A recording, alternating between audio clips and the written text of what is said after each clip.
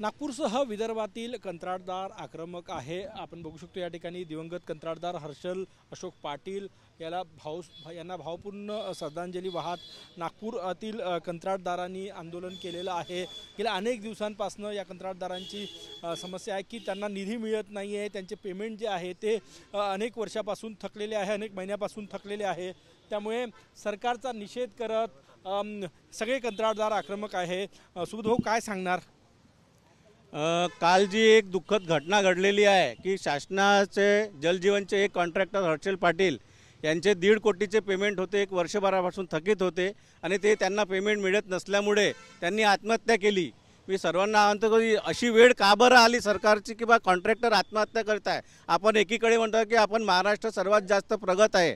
पाटील म्हणतात की ते पेटी कॉन्ट्रॅक्टर होते, त्यांचं नाव नाही। कॉन्ट्रॅक्टर जरी असले तर ते कॉन्ट्रॅक्टर आहे, त्यांनी काम केलेलं आहे। तुम्ही पेटी कॉन्ट्रॅक्टरला असं म्हणू शकत नाही की काम झालेलं नाही म्हणून।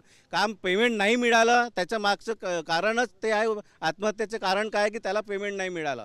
तो जरी पेटी कॉन्ट्रॅक्टर असेल तरी त्याला पेमेंट देणं गरजेचं आहे आणि ही स्थिती महाराष्ट्राची होत आहे। याच्यापेक्षा दुर्दैवी गोष्ट काय आहे? मी तर सांगणार आहे की ज्यांच्यामुळे त्यांनी जर आत्महत्या केलेली आहे आणि FIR करावा आणि जे काही दोषी अधिकारी असेल किंवा दोषी मिनिस्टर असेल त्याच्या अगेन्स्टमध्ये FIR करावा आणि त्याची इन्क्वायरी करावी। तुमचे विदर्भातले नागपुरातले किती बिलं थकीत आहे सांगा?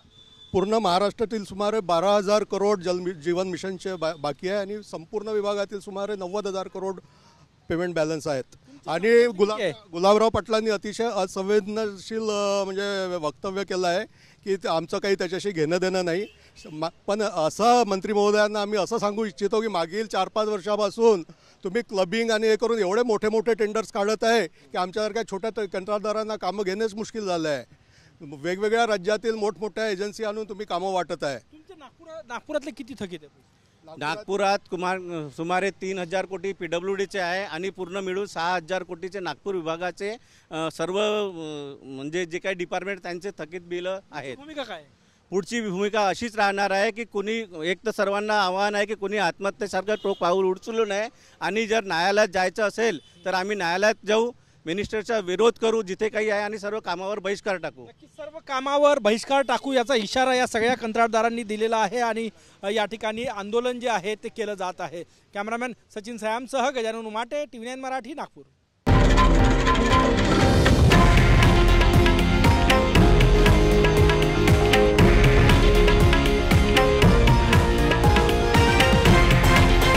हे आहे देशातील नंबर 1 न्यूज नेटवर्क आणि आपण पाहत आहात TV9 मराठी, एकमेव।